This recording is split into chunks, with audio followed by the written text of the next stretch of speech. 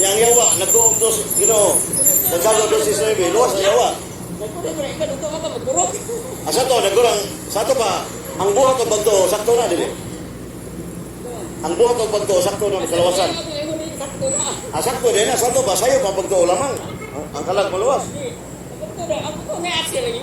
Sa to, na-action, sa to pa, kung fit alone ka naman bisin, sayo na. So kanang episode 8 to 9 mo, na yung mabasa din pagto lamang luwas sa kalag? Basahan ka ng balik.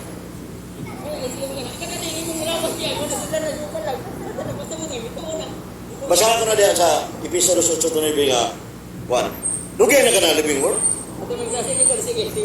Episode 8 to 9.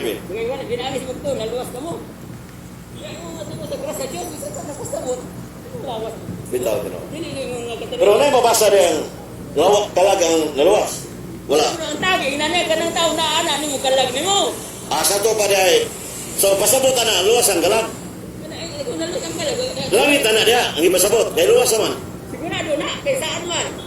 Kisa diwa pa man. So luwas kay saan mo man. Wala pa, luwas kay saan man.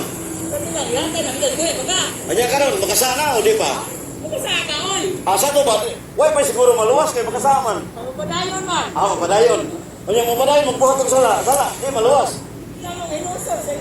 Sa reliyon niyo, sister. Sa reliyon niyo. Sa reliyon niyo.